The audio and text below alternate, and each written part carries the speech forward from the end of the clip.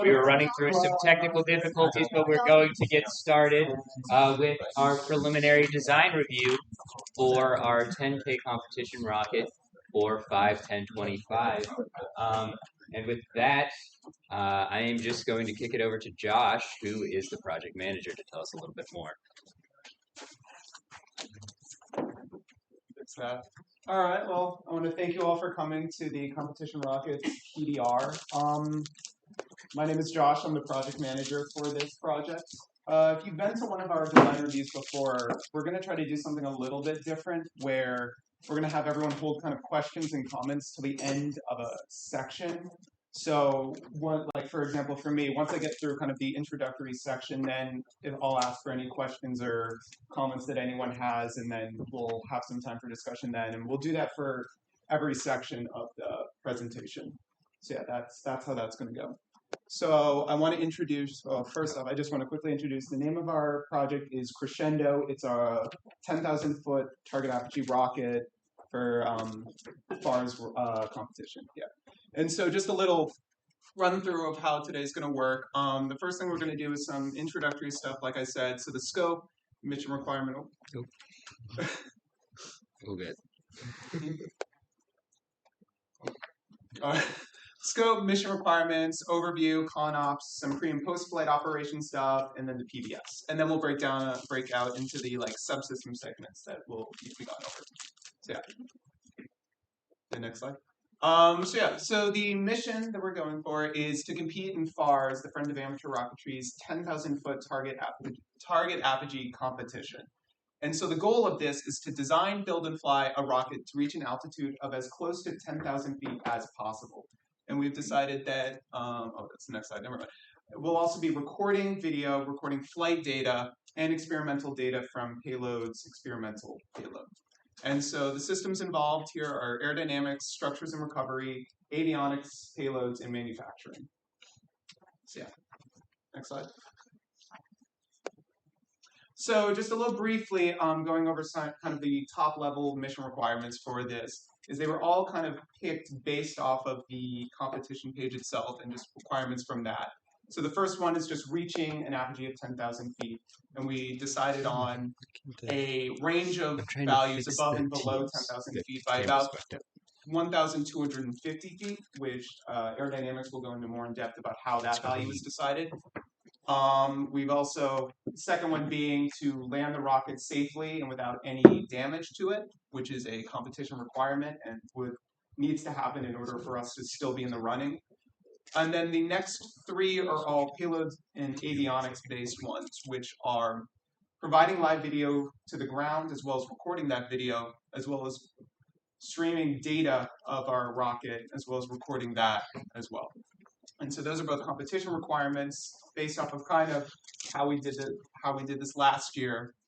And yeah, and then the last one being to support the BrainSat payload, which is a driving factor in our design this year. And so I want to note also that the competition page hasn't officially gone live yet.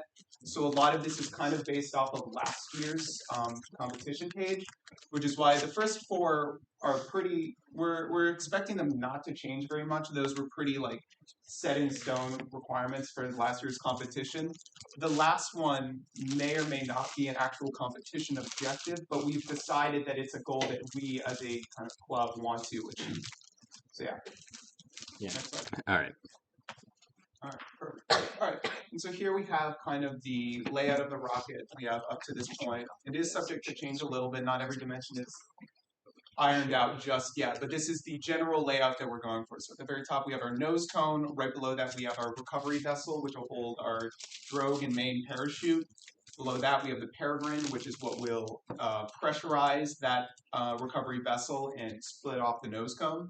Below that, we then have our avionics and payload body tube section, where avionics will take up kind of the front half of that, and payloads will be, the CubeSat would be way in the back right here. And then below that, we have our solid motor assembly and the boat tail and fins below that. And so that's kind of the plan going forward. And so you'll see it's 3 body tube sections, which will be discussed, or which how that came about will be discussed later on in the presentation.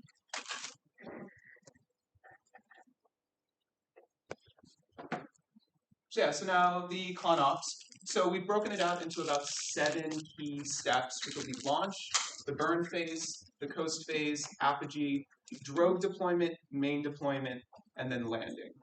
And so the next slide, I'll go into a little more in depth about what actually occurs at each of those steps. So phase 1 is the launch. And so this is where we're on the launch pad, we're ready to go. Everything is all set up. We start video and experimental data recording and the transmission, ensure that's happening, and then we have ignition and liftoff. And so the next step is the burn phase, which is where the motor is accelerating the rocket upward, which during so we want to ensure that video and data coverage is still occurring. We're dealing with some higher acceleration, so we want to make sure we still have connection with them. But yeah, so that's what we do. And then coast phase is the next one, is once the motor stops burning, we hit coast, and so it's slowing down up to apogee. Nothing really occurs there's no steps that we really are taking at this point. We're just waiting for apogee to happen. And then once we hit apogee, ideally at about 10,000 feet, again, plus or minus 1,250 feet, that's the first half of it. And then next slide.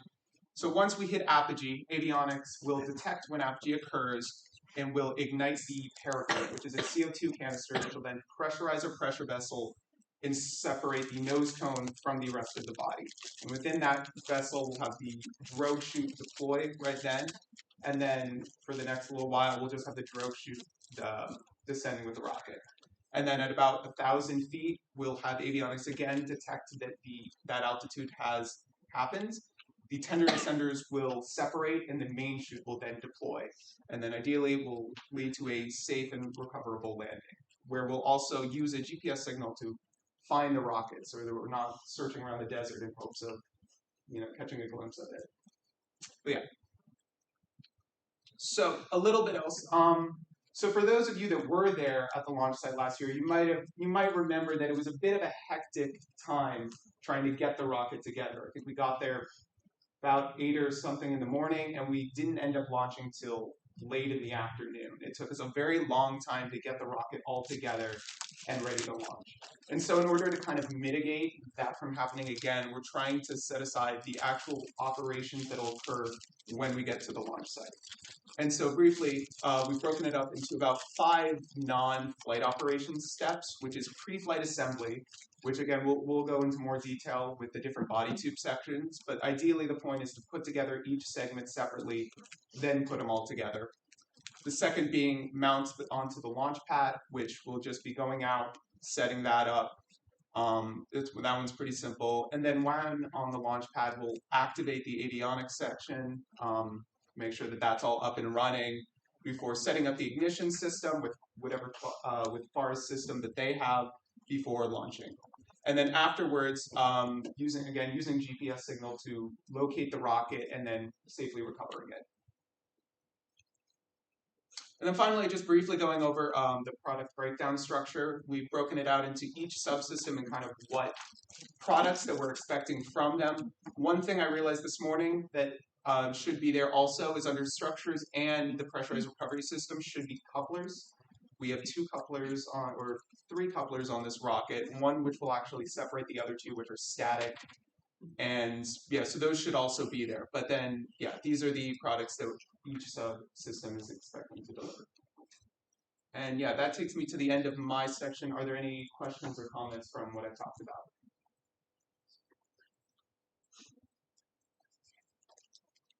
All right, yeah, if there's nothing, aerodynamics will go first with presenting their subsystem.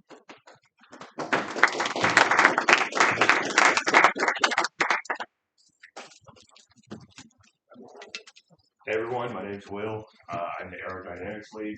Up here with me also is Kendall, Ryan, and Jess, helping me present some of the profiles for the rocket. If anyone would like a copy of the notes for some notes on what we're presenting, you guys also. Our special guest Ryan, would you like a note? I'd love a note. Anyone else? Okay, yeah. Okay. And then also the notes are also posted on the aerodynamics team channel. They're pinned at the bottom.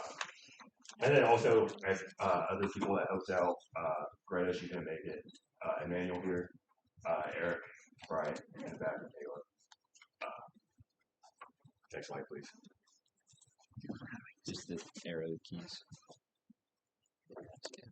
So the overall objective of the Aero team was to design main profiles for our competition rocket, considering stability, aerodynamic performance, and manufacturability. You can see on the side that looked like designing nose cone, body tube, boat tail, and fins. In the presentation, we're going to go over more why we chose a certain profile type and the dimensions, why we chose certain dimensions for those profiles. And then also, our objective was to also perform analysis of the profile designs of projects during its flight trajectory, seeing what sort of parameters we would get throughout its flight. We used various simulations for that. You can see along the topics on the side there: MATLAB, Open Rocket, RAS Aero, getting analysis for that. And then finally, we'll go over the next steps that the aerodynamics team has to take moving forward for CDR and the competition rocket as a whole, and the results of our simulations. So, next slide, please. So profiles and assembly design. So a little bit about the overall model. Our total length was 2.24 meters, and the inner diameter of the rocket was 19, and the outer diameter was 19.6. For the motor compartment, 80 centimeters long. You can read off the rest of the slide. But for our goals for the overall model, we wanted to make sure that we optimize the aerodynamic features to reach our target apogee, the 10,000 feet plus or minus 1250. And then also to accommodate the other subsystems to make sure they had room to do what they needed to do, so avionics, payloads, and recovery. And additionally, we wanted to minimize drag while keeping our stability coefficient on the open rocket simulations about 2. And that number was just determined based on previous years. That coefficient seemed to work for us. And then a little bit of like the preliminary manufacturing plan. We'll go more into detail with that for CDR, but we wanted to do carbon fiber body tubes, except for the avionics body tube, that'll be fiberglass, to allow for RF signals to pass through. And then doing wet layups for the nose cone over a 3D printed mold. And that was pretty much our overall model, just the main notes. Next slide. For the nose cone, we have our dimensions listed up there. We consider the conic, biconic, hack series, power series, parabolic, elliptical, and then a tangent ogive and a secant ogive. So right off the bat, we were pretty much able to eliminate conic and biconic because they are meant for the supersonic and hypersonic ranges, and we knew we weren't going to be reaching that range. We will be in the high subsonic and about transonic range. So that also eliminated elliptical because that is also good for the high subsonic range. We mainly moved forward with the tangent ogive, the parabolic, power series, and then the hack series as well. We also eliminated the secant ogive because it's really similar to the tangent. It's just a lot more difficult to model. So throughout that process, we did narrow it down to the final 2, which ended up being the power series and the von Karman, which is a special variant of the hack series. And we will go more into detail on why in the next couple of slides. Okay, so this is the analysis that we performed for the length of the nose cone and why we chose von Karman in the end.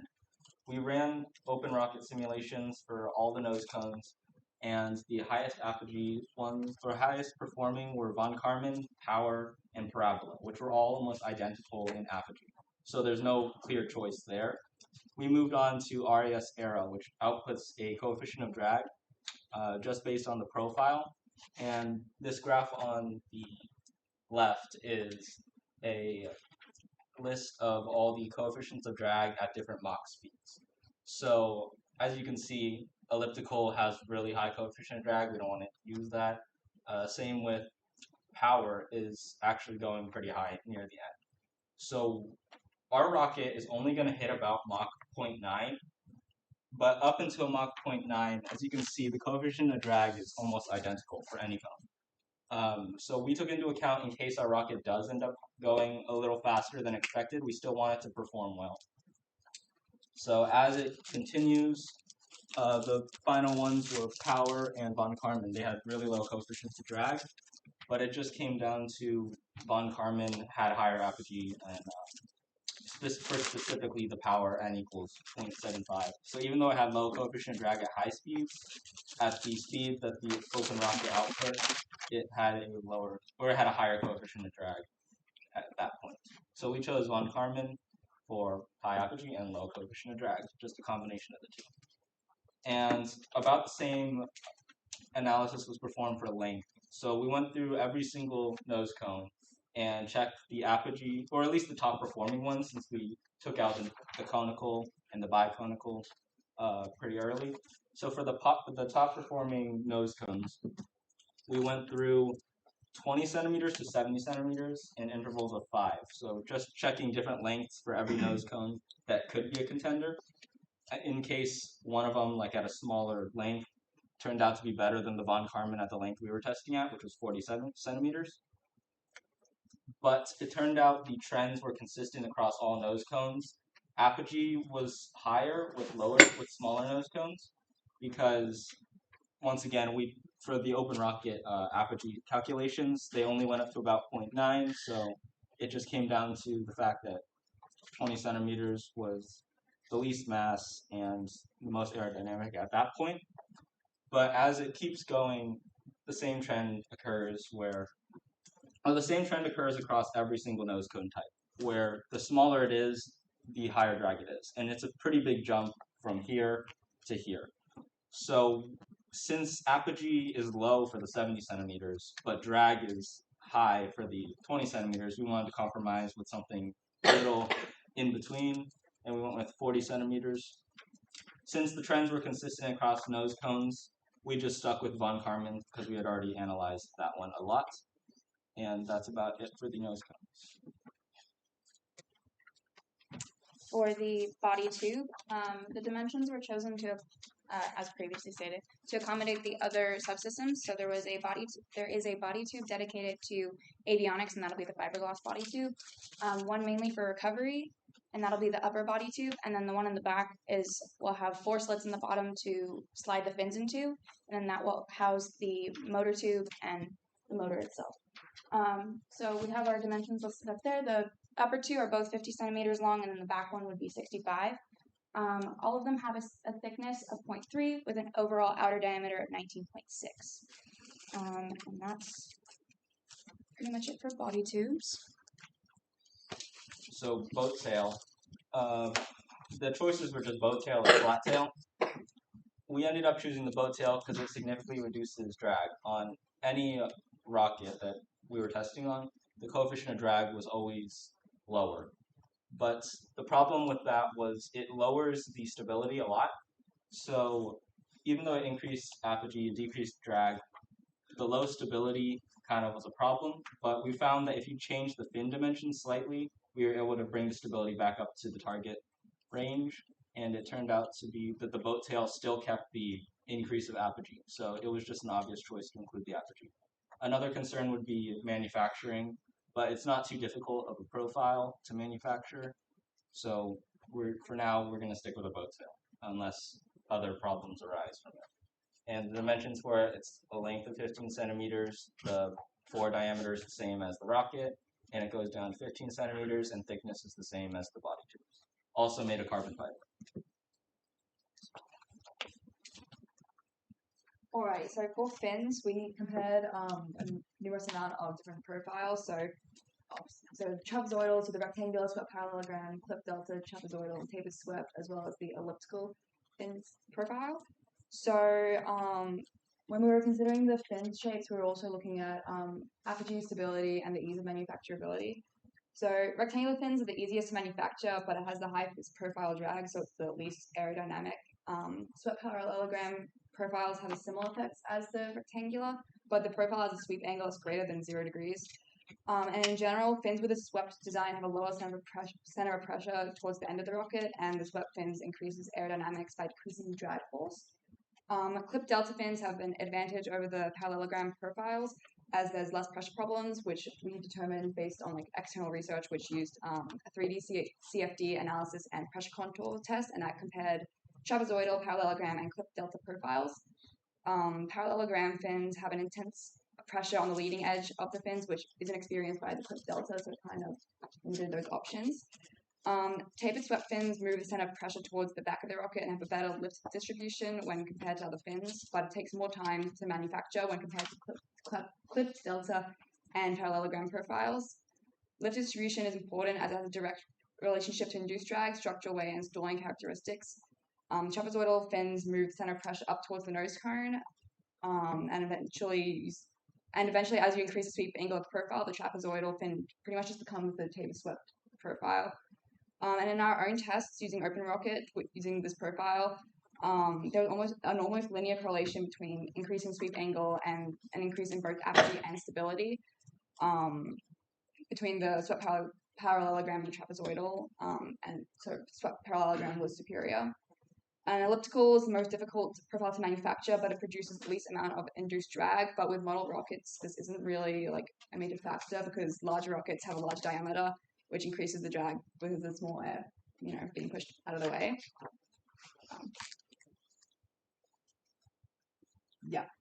We also considered fin flutter. So aerodynamic loads cause deformation of the body, which in turn causes reaction by the structure. This positive feedback loop leads to dampened oscillatory motion, which is fin flutter. Fin flutter velocity is the airspeed where the structure oscillates an unstable harmonic motion and can cause fins to be ripped off in flight. And due to the size of our current fins, this is a concern. The dimensions we chose are up there. But given the shear modulus of carbon fiber, which is the material we decided on, which is around 725,000 psi, the speed of sound at a given temperature, the tip chord, root chord, and height, this boundary velocity can be calculated. Using the fin boundary equation, the fin flood velocity was calculated to be 933.4 miles an hour, which is around 417.3. Next slide. Oh, there you go. Safety margin is, safety margin is 75 to 80% of this limit, which is 700.1 miles an hour to 746.7 miles an hour. And our estimated maximum velocity is 306 meters a second, which is 691.2 miles an hour. So we're kind of in the safe range at the moment. And then for trends in the dimensions, after choosing the tapered swept fin profile, we then had to determine the specific dimensions of the fin. We did this using Open Rocket while keeping certain parameters the same and changing one variable at a time to see the relationships. But the relationships between the apogee and stability. And as the root chord increased, both apogee and stability decreased. So theoretically, this means that no or virtually no root chord means that both apogee and stability would be at its maximum value, but too small a root chord would increase fin flutter and the chances of the fins breaking off. Stability of the rocket would be high, but the structural integrity of the fins themselves would be small. So we chose a root chord of 25 centimeters to have a compromise, like a halfway point, where the apogee and stability are still high and the fins are going to be stable. As the tip chord increases, so does stability, but apogee decreases, and we determined tip chord of 13 centimeters would be appropriate middle ground. Thickness has a large influence on fin flutter, apogee, and stability, as too thin increases the possibility of fin flutter, but also increases apogee and stability, and too thick has the opposite effect. So we determined that half centimeter is suitable thickness, and for span or the height of the fins, an increased height also increases stability, but has an inverse effect on apogee, so we chose 26 centimeters. And pretty much, why tapered swept? We decided to move forward with tapered swept design. Through simulations of different dimensions for each fin shape using Open Rocket, we discovered that the tapered swept design had a low variation in stability values between the tested dimensions, and the tapered swept fins had the highest stability to apogee ratio with respect to other fin profiles. A new potential problem was also, so that was also, looking at fin fluttering, the tapered swept design had the best kind of profile when you had to consider fin flutter. So to ensure that fin fluttering wasn't going to be an issue, we multiplied our fin flutter speed by 0.8, as being below that product would guarantee that our dimensions weren't a problem. And we chose 4 fins instead of 3 fins because after more simulation, we decided that, with 3 fins, Open Rocket simulated a higher apogee, but stability was significantly lower compared to using 4 fins for the rocket. And through testing of set dimensions, we also found out that the coefficient of drag for 3 fins was lower compared to 4 fins, but it was concluded that the trade-off between higher drag and more stability was worth moving forward with. Yes. Oh yeah, so for the motor that we chose, we decided to move forward with the Aerotech M1939W. In the notes, you can also see the 4 motors that were considered in the motor analysis selection process. But pretty much we needed at least an M-class motor in order to reach our apogee goal of 10,000 feet. Our motors are solid, completely solid, and imported from sources online. So we needed at least an M-class motor in order to reach our 10K apogee goal. The maximum length for our motors considered for our competition rocket were 80 centimeters in length. This is because our motor compartment in our overall model, as shown earlier, was only 80 centimeters long.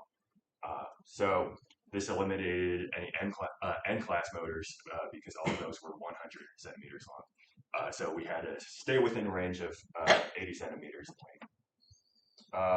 For the final 4 motors considered, the Aerotech M1939 was the most appealing for our competition rocket because of its long burn time relative to the other motors.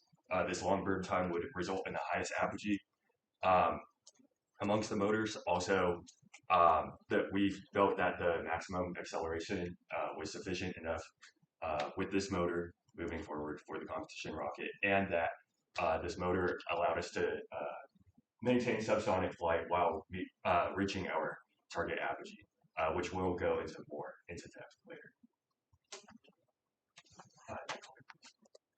Does anyone have any questions or anything to add about the profiles or anything we just covered? Yeah. Just curious about the thickness for the carbon fiber tubes and fiberglass tubes you mentioned is 0.3 centimeters. Do you know how many layers that would be? That would be determined throughout like the manufacturing process. We'll do samples of like how many like layups of the prepreg we need to do to achieve that thickness. So that would be more like determined more experimentally. Okay. But at the moment we do not. Gotcha. The competition rocket last year, the thickness was also around 0.3 centimeters. 0.2. Okay. Does anyone else have any other questions? Okay, cool. We can move on to the flight performance then. So to start with our flight performance goals and what we were seeking, we're seeking a target apogee of 10,000 feet for the competition, as stated before. Apogee range, 1250 feet. So that range is around 8,750 feet to 11,250 feet. And we chose this target range because of 1,250 feet because we wanted to, first of all, cut our error from last year's competition rocket in half. That rocket ended up going 2,500 feet below its target apogee of 5,000 feet. It only went 2,500 feet in total for its apogee, so we wanted to cut that error in half and really shoot for strong apogee range, strong apogee that was close to 10,000 feet. Also, looking at the results from last year's competition, for the 10,000 foot competition, second place did get, I believe on the notes it says 8,762 feet. So reaching that target apogee range would place us strong in the competition, which is the goal at the end of the day. For our simulations, we were looking for an apogee around 11,000 feet. For our range, we were looking for anything above 10,500 feet. Now, you guys may be wondering that's not 10,000 feet, but we found out in the past, and also it's widely considered to be true amongst model rocketry, is that sort of simulations tend to overestimate the apogee during flight or launches for the rocket, and also we can always go down in apogee, but we can't go up. So for PDR, we thought it was a good idea to set a target apogee that was higher than the real life apogee that we wanted to achieve. In terms of maximum velocity, 1,125 feet per second, we wanted to remain completely subsonic throughout flight. Pretty boring, but this is because supersonic flight is inefficient, and if we were to achieve supersonic flight, it only looked around like Mach 1 or a little bit above that. So it would just be inefficient, induce more drag onto the vehicle. Not really worth it to go supersonic. So we wanted to remain subsonic, go around Mach 0.9. Target stability 1.5 to 2.5 cal. we set the target stability pretty narrowly, 1.5. Typically, your smaller model rocket, you can go around 1 for the target stability, but we set it higher because we are working with a rocket that's heavy in mass. That's more than 2 meters long, so we needed to set a target stability higher than that. And 2.5 cal, that was set pretty low also because we didn't want the rocket. We have during the launch, there's heavy wind induced on the rocket during launch. So if you have your stability too high, it'll travel with the wind, and the apogee will be heavily affected by the wind if the stability is too high. So we set the bar pretty low for stability there. Next slide, please.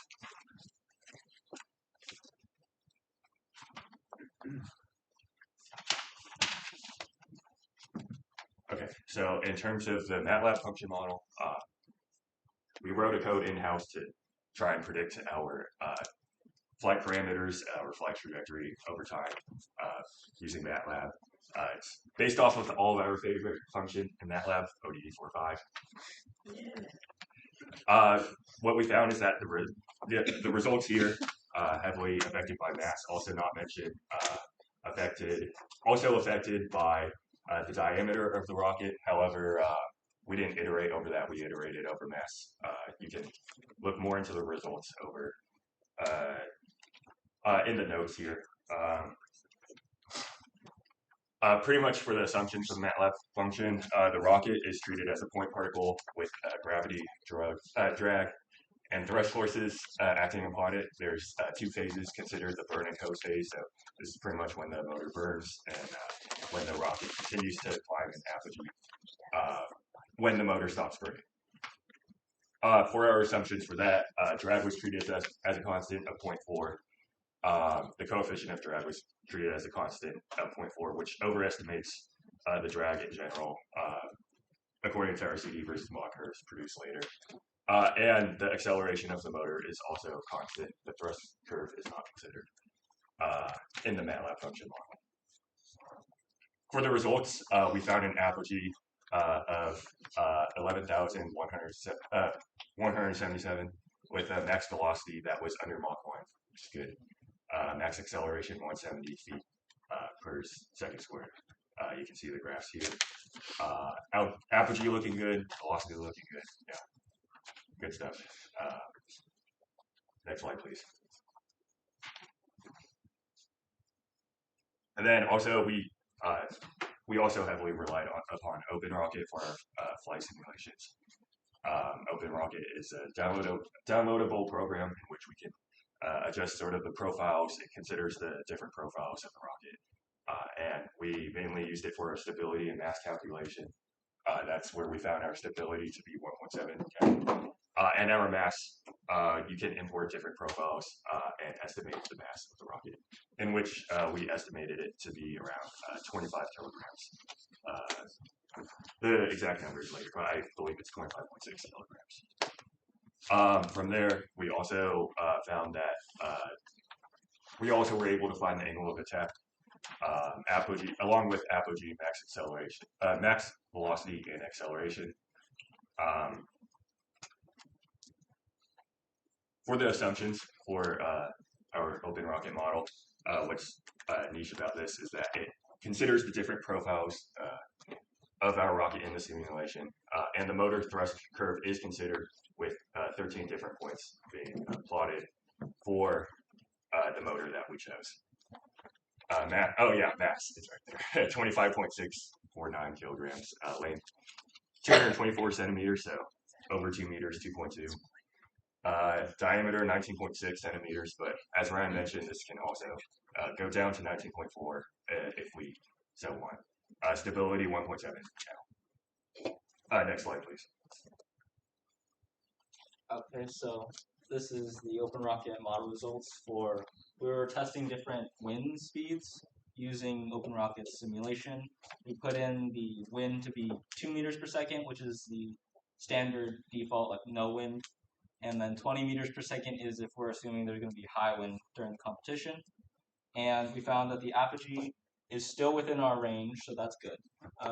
Apogee is about 12,042. It's actually a little above our range, but that's ideal conditions, so we can't assume that's how high it's going to be.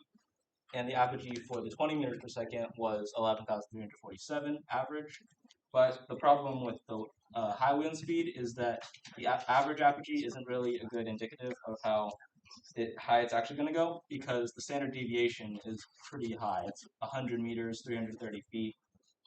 It ranged a lot from about the 3,250 meters to about 3,650. That's a big range. This is just one of the random simulations I did because there was a lot of them to choose from. We also found the velocity, acceleration, apogee time, and flight time are pretty close to identical on all of these, or it's not going to be a problem if there is high wind speed for those. It's just taking into account apogee. As you can see from the low wind speed, the standard deviation was only 2.4 meters, so it was pretty consistently on target with that apogee. That's the open rocket simulations.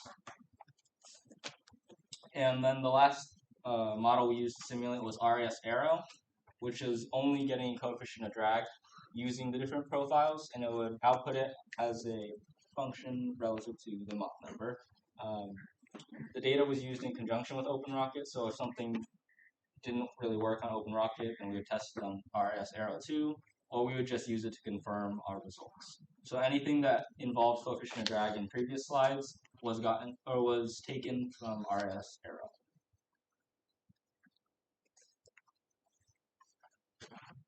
Did anyone have any questions or comments? Anything to add about the simulation process? This is more of a comment. I'd say try to standardize your units. You've been switching back between metric and imperial a bunch. Got it. I think Okay. it's easier to understand if you'll stay in one system. Yeah, Will. Could you go back to the ODE 4.5 slide? Also, yeah, the complete code is in the notes in the appendix. Yeah. Is the sudden like reversal in velocity, is that artifact of ODE, or it's just like on velocity versus time it's moving up very fast and then wait, I'm misreading the graph. Never mind. Yeah. So also to add on to that, I for was reading base phase. Yeah. Or sorry. I guess what I'm asking is, acceleration is the slope of that graph. So does it suddenly switch from very high acceleration upward to very high acceleration downward? Yes. Okay. So it's going to be the burn phase and the coast phase when Okay. the burn When the stops burn producing. stops. Okay, that makes sense. And then the gravity and thrust forces. Okay. Or drag forces. Yeah. On the RAS Aero model at 0.9 Mach, you've got about 0.28 coefficient of drag, it looks like. And on the MATLAB, it looks like you used a CD of 0.4 for the plot you did of the altitude. Right. So I was wondering why you used 0.4 instead of what you got from the RAS model. Right. Yeah. So I used 0.4 as a constant. I used it as a constant to overestimate the coefficient of drag. We didn't produce the RAS Aero model by then, and also I guess I'll talk about this more in a later slide. But moving forward, for the MATLAB function, I want to produce our own CD versus Mach chart in-house by our own using CFD software and also MATLAB.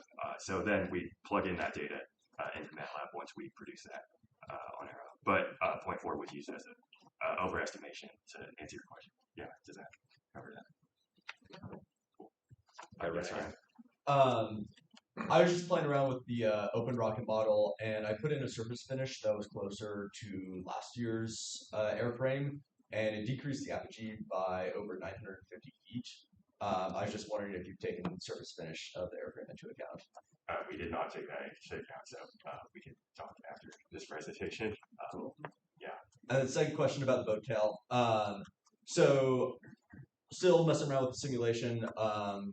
The just straight provided simulation shows an apogee of 11,600 feet. Without the boat tail and slightly smaller fins, it's still 11,000 feet, which is above your guys's internal requirement of the simulation reaching 10,500 feet. I was just wondering why, even without the boat tail, the simulation reaches the requirement. Why the boat tail is still necessary. Right. So I'll answer the requirement part. Oh, So okay. in terms of like the requirement, we set a range of like 10,500 feet, but we still had in mind with the simulations to reach an apogee as high as possible, as high as we can. Just because I mentioned earlier, one, the overestimation, and two, we can always add mass later. So we were more comfortable at the target was at 11,000, so we were more comfortable around that range as opposed to 10,500, Okay. and even then going even higher. And Ryan can answer your question. Yeah, so for the boat tail and the flat tail, we were also taking into account RS Aero, just an early model that had the smaller fins as well. And even with the smaller fins, the coefficient of drag was lower in the like higher Mach range. So since they were so similar, we always use that as our kind of decider. Just the final decision is based on if it does reach higher speeds, just in case we still want to have a good performing rocket. And please talk to me after about the surface finish. Also, I forgot to mention, but another reason why we overestimated is because open rockets does account for like manufacturing issues and whatnot. So I guess that was sort of accounting for the overestimation manufacturing issues. But yeah, please talk to me more. Does anyone else have? I have a question. Anything to add? Any questions? Yeah, I have one. Yeah. What do the sorry. You can go first. What do the next steps look like for you guys? You'll hear Or about was them that- shortly. Yeah, we also have one from Olivia online. Yeah, can you hear? Yeah, you want- Can you hear me? Yes. Okay. My question. I have a couple questions. Going back to the MATLAB discussion, have you verified those results with anything like verifying that the results that you're getting are similar to like what's an open rocket, what's in your other models? Yeah, and so for those who didn't hear, it's basically did you guys? Sorry, it's quiet. We'll increase the volume later, but it's basically and Olivia can clarify her question in the chat as well. But it's basically, did you guys verify the models between the RS Aero and MATLAB and Open Rocket, and like how did you guys go about confirming? I don't know, confirming the model between each of the programs that you were using.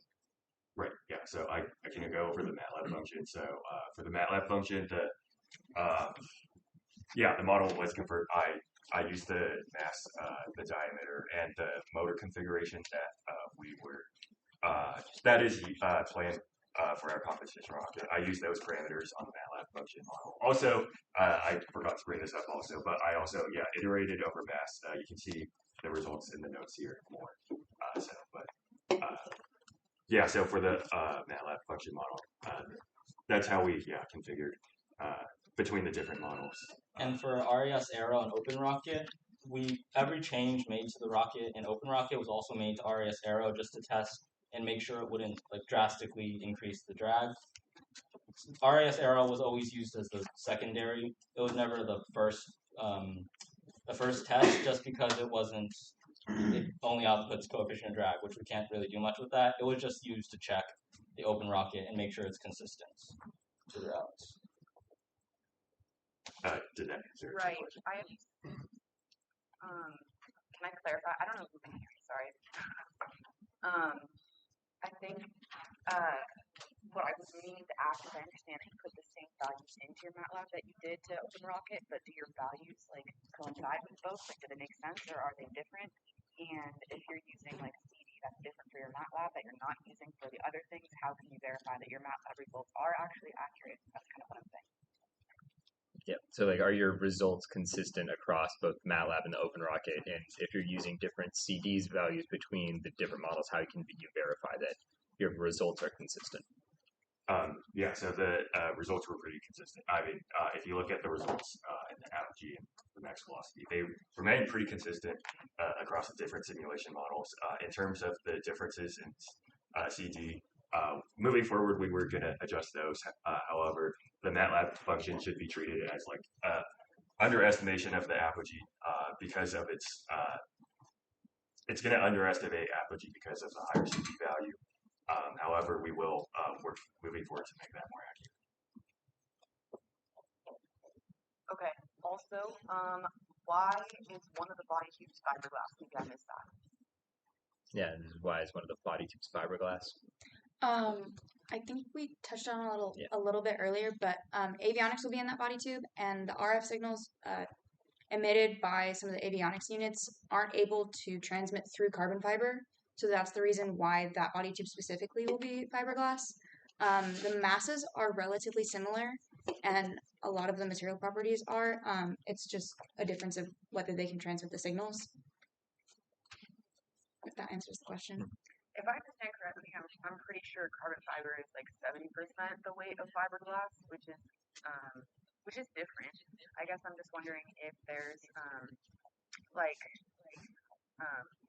I don't know, like is there a specific reason why you guys chose carbon fiber for everything else?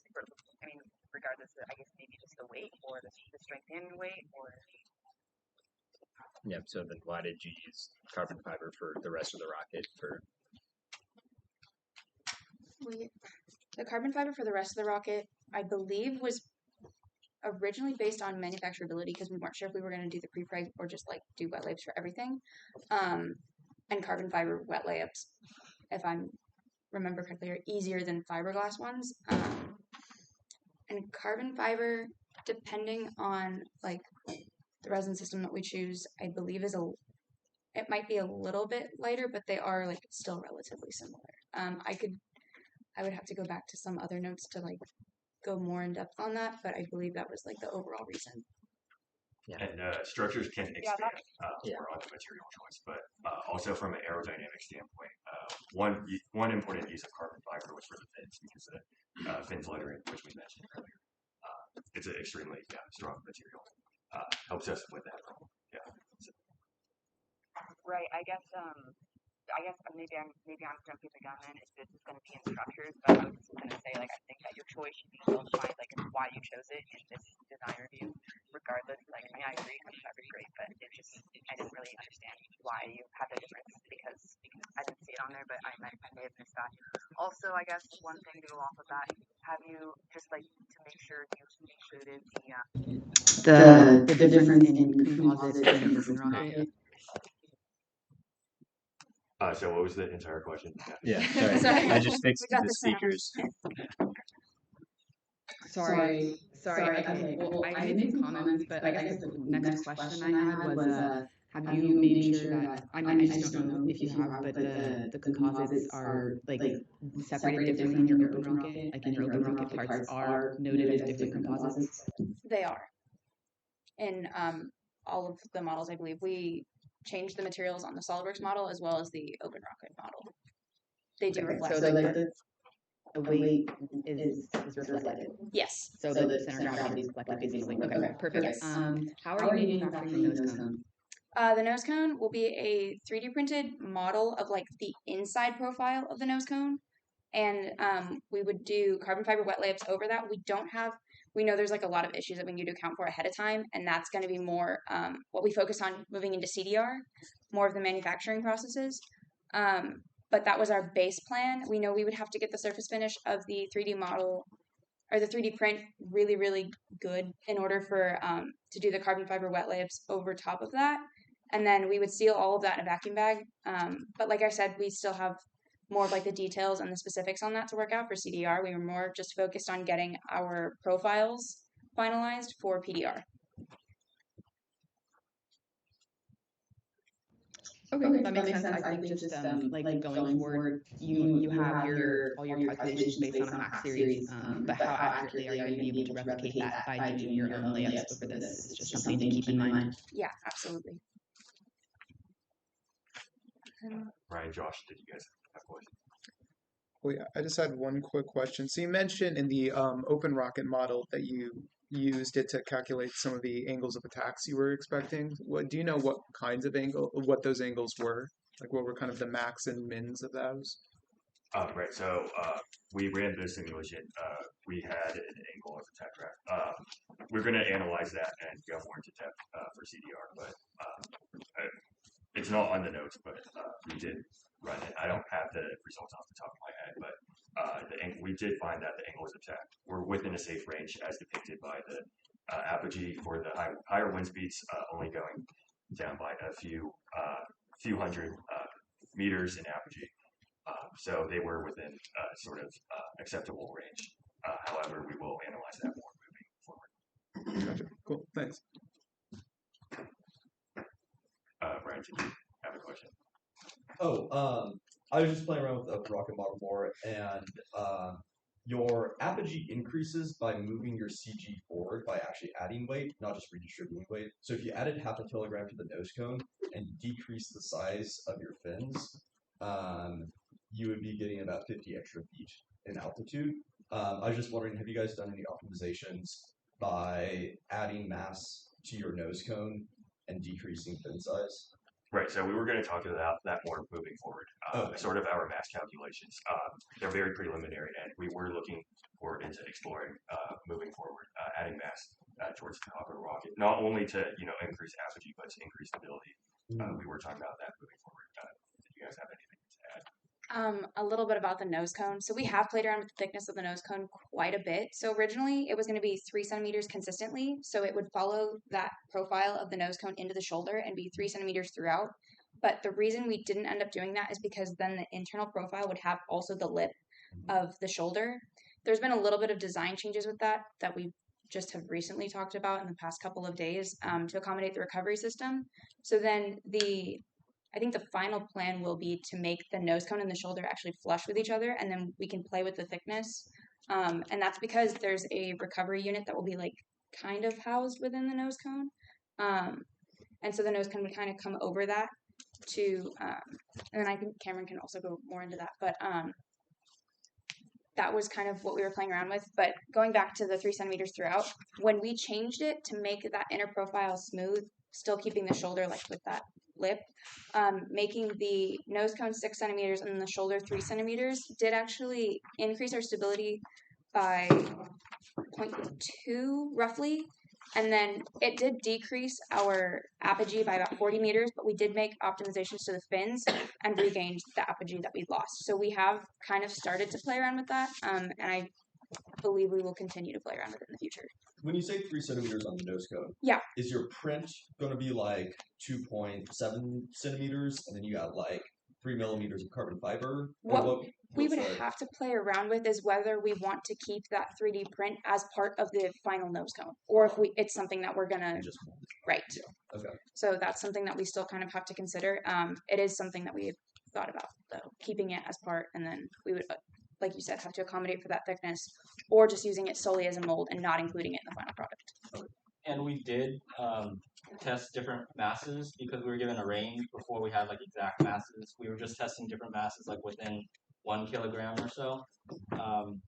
And we did figure out that the fins can be changed to increase apogee, but we didn't include it on here because this is the masses that we were given. We didn't want to add any mass unnecessarily because it's going to get a little heavy, but we can, looking forward, yeah, now that we know roughly what the internal masses are going to be, we're going to be able to change the mass of the nose cone to help with that.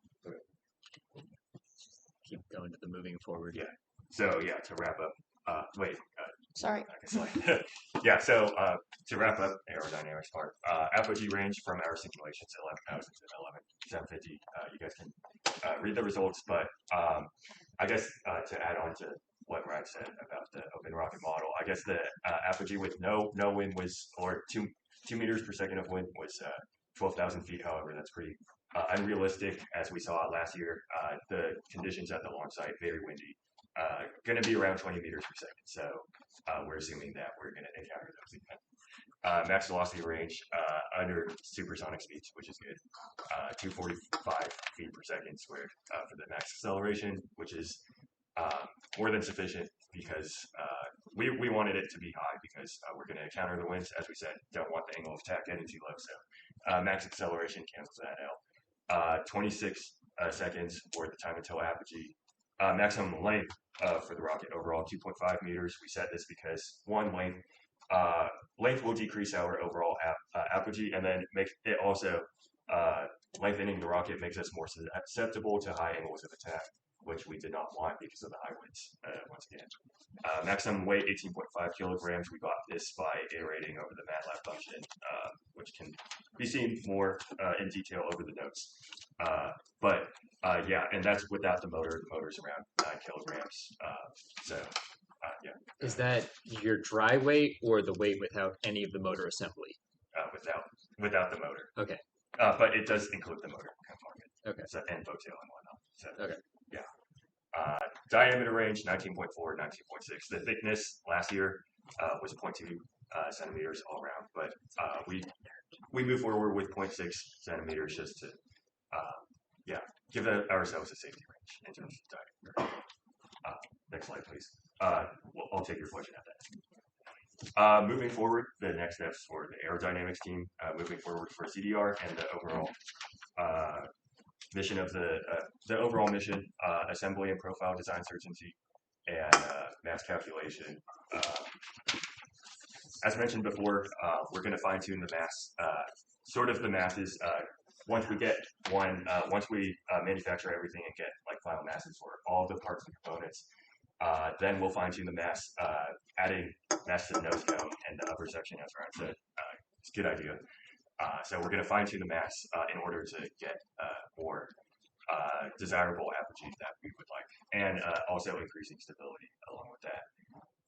In terms of flight performance, so MATLAB function improvements, producing CD versus Mach curve in-house, getting that and then plugging that into our MATLAB function should get us a more accurate depiction of the MATLAB function. Also importing the thrust curve into the MATLAB function. That will give us a more accurate simulation of the flight trajectory and give us more accurate parameters on that end, and CFD analysis of the different profiles, once again to get us that CD versus Mach curve in-house. So does anyone have any questions, comments, anything to add? Okay, yeah. How much of that maximum weight was the like the cone, the body, and how much of that was the so I believe the internals for it was I think avionics and payloads, it was 3 and 3.5 kilograms. So excluding that, just subtracting that from there would be the mass. Yeah. So then I guess my last question is like, how large is the error on the mass right now, and like how big is the range plus minus now, and where do you want to get to in that error range on the mass before CDR? Because like plus minus 2 kilograms right now, and then where do you want to get for like how confident do you want to be in the mass estimation of a rocket before CDR?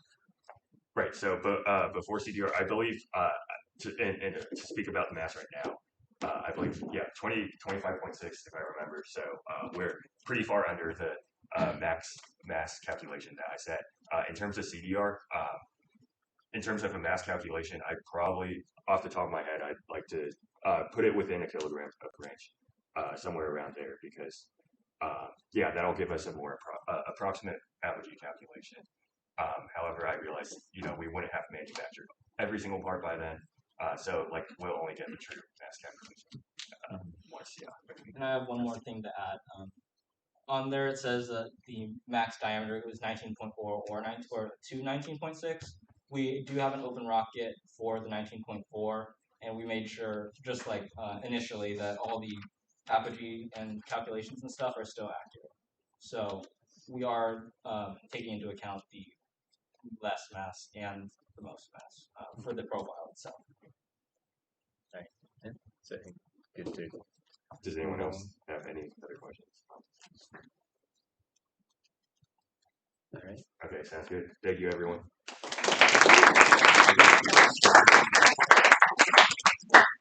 What?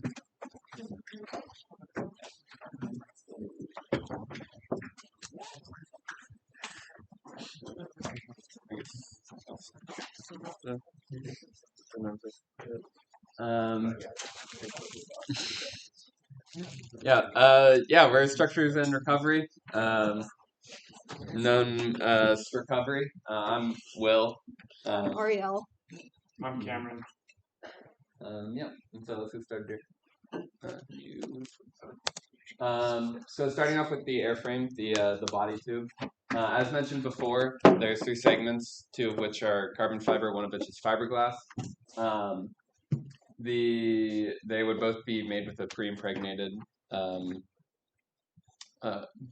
pre-impregnated fiberglass and carbon fiber, which is called pre-preg. Touching on to as to why we chose carbon fiber and fiberglass. Carbon fiber generally is lighter than fiberglass, and so that lets us have less mass for the very similar strength and very similar material properties between the two. But we needed to get RF signals out for avionics, and so that's why we needed at least one piece of fiberglass. Carbon fiber is also generally more expensive. However, we might be able to get that or get our materials from Composite 1 this year, and so cost is less of a factor if they can supply it for us. We would be considering a toe size of 3K or 12K. Toe size is the amount of fiber that's within a composite fabric weave, and so 12K would be stronger, but we also need to do a little bit more research into that. As for manufacturing, we would machine aluminum stock as our mold for the mandrel, all the way to the inner diameter size. Make sure that has a nice surface finish. We then apply wax to make sure any micro cracks within the mandrel are filled, and so the epoxy and the composite have nothing to hold on to once we apply it.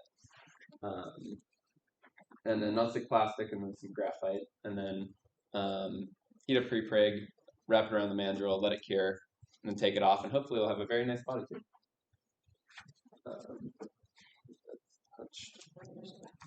No stuff there.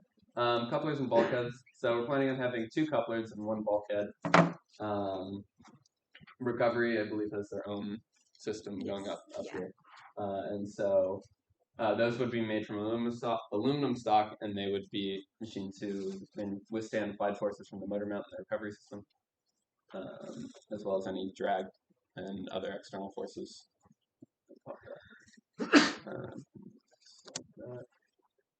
Just going a little bit further into the motor mount, we're considering 3 centering rings and a bulkhead. The centering rings we're looking at making out of plywood. We're still looking into the attachment method that'll come into testing, which is a slide later, but we're heavily considering using epoxy to hold it together. And then what's the next slide? Okay, keep on this slide. And then the fins would straddle 2 centering rings and be attached to the motor mount, so we can slide the whole motor mount fins configuration up into the body tube on launch day, just to make it a little easier. And then the boat tail would be attached afterward. As for the nose cone and the boat tail, as mentioned before, we're using a wet layup process. We're 3D printing the base, and we have to have a very smooth surface finish. Otherwise, it might be very difficult to remove because, again, the epoxy and the composite really likes to hold on to any cracks and crevices it can get into and make it very difficult to remove, which we learned last year with the body tube. Anyone remembers that? Yeah, and so wax and graphite can still be applied to try to make that a little bit of an easier removal. And so the composite fabric will be layered on the 3D printed brace, and then we'll cure. A wet layup allows for the composite fiber to conform to the shape of the nose cone and the boat tail, whereas pre-preg, since it's already made in a flat sheet, it's very difficult to project that onto the 2D sheet onto a 3-dimensional object. As for just a brief aside on the motor retention system, we don't have any particularly concrete plans, but what we're currently thinking of doing is having a metal plate on the internal of the boat tail, attached internally so it does not affect the aerodynamics of the boat tail, and then that would just be a part of the boat tail and make sure the motor doesn't fall out once we put it in. We still need to determine the material of it, but this is the idea we're working with for now. Going a little bit into how we're testing the composites, we want to, before CDR, we want to test manufacture an airframe segment so we can make sure that the way we're manufacturing is a good way to manufacture it and there's no problems with it. This also gives us a manufactured segment to do some testing on. And so we'll do compressive testing and tensile testing, and so that'll just make sure airframe can withstand applied loads. I'm personally a little bit worried about if recovery fails, but we're not planning on it to fail, but it still can't hurt to do testing on it. Additionally, the motor mount from the rocket last year, we're looking at a similar design, but we want to just do a test until failure to see what forces it can withstand. And so then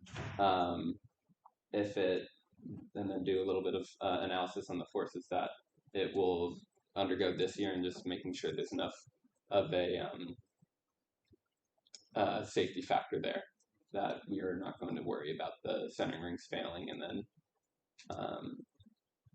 things go very poorly. Okay. Is there? And then one last slide on integration plans. We're planning on holding in recovery system payloads and avionics systems. They'll have their own housings that they will design, and then those housings will be held in with screws and possibly grooves too, which will be determined for CDR. And so the middle and lower body tube segments will be coupled together. So right here, this will be coupled first, and then avionics payloads slid in on the upper end, and the motor mount fin slid in on the lower end.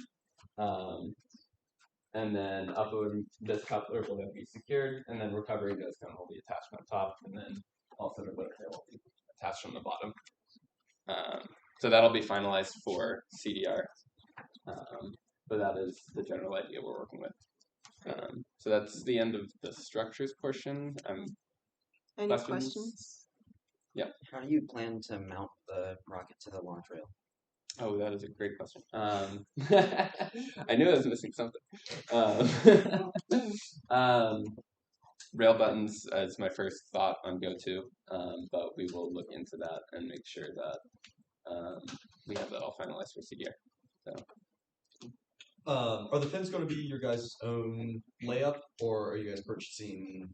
I believe we'll be doing aerodynamics, and correct me if I'm wrong, but I believe we're doing a layup and then water jetting. Yeah, that's the plan. We should still have leftover plate that's. Oh, we still have plate. Okay, then using plate and then water jetting it. Okay. And I heard that you said you'd slot the fin and motor mount assembly into the vehicle on launch day. Is that a misunderstanding, or are you planning on doing that? Or not on launch day, sorry. But it will be sorry, that is a misunderstanding. But it will be going in together as a whole unit. Oh, okay. You're just manufacturing it as a unit and then sliding it in. Okay. And are you running fillets with epoxy down your fins, or what sort of retention are you having? I'm not sure. I don't think we've looked into totally fixturing the fins yet, but I don't think that's going to be a crazy challenging thing. It's just kind of something that's more down the road. So yeah. Have we considered pre-break for the boat tail? Just like minimizing the amount of times we have to do wet layups to keep our fabric and resin ratio like consistent throughout the material, given that the boat tail's at the back of the rocket and will be like during a lot of force. I have not considered that, but that is something I can look into for CDR. I think it could be done just because it's not a compound curve. Yeah. So you would just have to cut the angle. Yeah. So and then like making that mold as well could be machined out of aluminum. So that's something that could be put in the autoclave. So I think it's feasible. Okay. Oh, sorry. You good? I was just wondering, have you guys considered using carbon fiber sleeves for the layup on the airframe and the boat tail?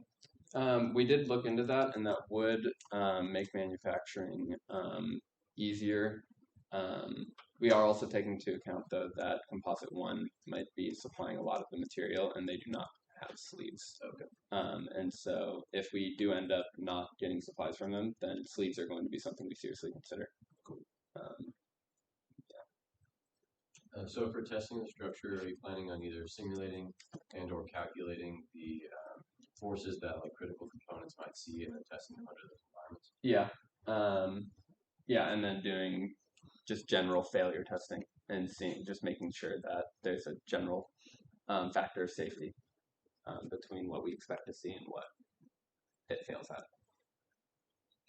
Do you know the max aerodynamic load that the rocket's going to experience during flight? Not at this time. Okay. But we will find that for CDR. What's your plan for testing? Like, are there facilities on campus you can use? I believe there are. I was going to talk with Ryan a bit more about that. There's a composites lab down on the first floor, so that could do tensile testing and compression testing, in terms of like carbon fiber to test failure and get like the shear strength and the yield strength and all that stuff. So that should be something we have access to. Would you like test like little pieces? Yeah, like make like a samples of the sample, depending on how we need, and we might have to build some fixtures if we want to test like hoop stuff and pressure vessel stuff. Might be a little bit more questionable, but yeah, we should be able to do that. The lower and middle body tube coupling. Yeah. Is that going to be attached with like epoxy or bolts, or is that a friction fit? That needs to be researched. Okay. I was thinking bolts, but that wasn't something we fully worked out yet. Yeah. Okay. And have you considered the stability of that? Like, because last year's rocket, we had a coupling that was kind of wobbly in that area. That's just manufacturing tolerance. Last year, one side was plus or minus 2 thou, and the other side was 20 thou under. So that created the difference, and that was just because we did all the manufacturing in like 3 days. But hopefully, in theory, we'll be able to hit a lot tighter tolerances this year, so that should be mitigated. Okay, if there's no other questions, I'm going to move on to recovery. Okay, so this first slide is kind of an overview of what it's going to look like, as you can see from the diagram. We're going to be using a dual deployment system, which means there's going to be a drogue chute and a main parachute. The drogue parachute is going to be released at apogee, and then the main parachute is going to be released at a height of 1,000 feet. For the drogue parachute, we're going to use a CO2 peregrine system. And to do this, we're actually going to manufacture a pressure vessel out of carbon fiber. This is going to have 2 O-ring seals. One of the O-ring seals is going to be at the bottom. It's going to be secured with shear bolts, and because we don't want that one to come out. And then the top one's going to be secured with shear pins. And the idea is that this thing is going to fill with gas, CO2 gas, and then it's going to shear the shear pins, and because of the O-ring expansion, and then the lid's going to pop off. And then for as like a safety factor, we're going to actually drill 2 pin-sized holes in each of the sides. And so this ensures that if this thing continues to fill with gas, we're not going to just have this thing hurtling towards the ground. We're going to be able to release the pressure somehow. And then for the main parachute, we're going to be using 2 tender descenders in a series. These are small pyrotechnic devices filled with black powder. If you've heard of a perm, they're very similar. The reason we're using 2 of them is for redundancy, so if one of them doesn't go off, the other can. And the main dimensions of this thing is that it's 19.3 centimeters for the inner diameter, and then 0.3 centimeters thickness, and then it's 50 centimeters in length, and the coupler is going to be at the bottom, right above avionics, and that's going to include the CO2. Makes sense. Okay, this next slide is detailing what it's going to look like at apogee, and then once the main chute's deployed. So for this drawing on your left, right, the altimeter is going to send a signal to the CO2. It's going to flood the pressure vessel. The O-rings are going to expand. The shear pins are going to shear, and then the nose cone is going to pop off, and the drogue chute is going to be pulled out. And then at a height of 1,000 feet, the altimeter is going to sense that the altitude is at 1,000 feet. It's going to send a signal to the tender descenders. These are going to pop the lid off of the tender descenders, and it's going to separate the 2 quick links, and it's going to separate the shock cord, and it's going to release the main parachute. Okay, so these next couple slides are going to go more into like why we chose to make the design decisions that we chose to make, and like why we our manufacturing methods basically. So for our drogue chute deployment, we're using the CO2 peregrine system, as I mentioned in the first slide. The advantages of this is reliability, testability, and safety. One of the major reasons that we're choosing to use this is because you can fire a charge at any time you choose. An issue we faced last year was that we had to wait for the ejection charge to fire. So now we can choose and program what time we want this to fire. It also is a very clean system. It doesn't leave any debris that could go to avionics and damage that. There's no excess amounts of heat, flame, or debris. These can become, also black powder systems can become very unreliable as you increase altitude. I believe the height for this is like 20 km feet, 20 kilometers in the air, that these become unreliable. So in the future, if we want to design a system that goes further in the air, this can be kind of a test for that. This also separates the recovery vessel from the rest of the rocket, so that it's its own separate compartment. And then for our CO2 sourcing, based on our black powder calculations, we found that we need 12.95 grams of CO2 to fill this thing entirely and pop off the lid. So we're going to be using Tinder Rocketry's 8 gram to 12 gram CO2 kit, which means we're going to have 20 grams of CO2 total, because the 12 gram is just slightly under.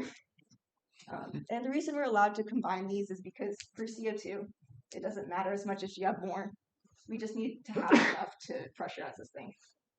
And then I'm going to turn it over to Cameron for some of the calculations. So because this is a pressure vessel, we did want to do calcs to make sure that things would not go wrong. So one of the main things I checked was initially Von BC's failure criterion for pressure vessels, but that was when it was still aluminum. So once it became carbon fiber, I had to switch to brittle Coulomb more. So this picture is a little bit dated, but it's just the principal stresses on that. That has a factor safety of like 492. So I'm in no way stressed about any sort of failure of the carbon fiber. So even if we go way over 20 grams of CO2, we should still be fine. Additionally, we checked the pressure change due to altitude, and that gave us a safety factor of like 120,000. So very much negligible, but wasn't something I was totally sure about, so I figured I might as well check it. One thing that I was concerned about was bolt shearing. So on the bottom, we're using steel bolts, and the top is nylon. I just wanted to make sure that they did yield when they weren't supposed to, and that the nylon bolts did yield when they were supposed to. So the nylon bolt safety factor is 0.1, which means they will fail due to the carbon fiber, or due to the CO2 pressurizing the vessel, which is good. And then the stainless steel bolts have a safety factor of 1.5, but there are 4 stainless steel bolts molded right now and 3 nylon bolts, so there's not really a world in which I see the stainless steel bolts somehow shearing before the nylon bolts do. I wanted to check for edge shearing as well, just to make sure that for some reason the steel bolts didn't rip out, and that has a safety factor of about 40, so I'm not too worried about anything like that. In terms of like thickness and dimensions, these are kind of all estimations. Stuff is still being changed, so these values might change a little bit, but as you can see, we're still in very solid territory, so I'm not too worried about minor changes.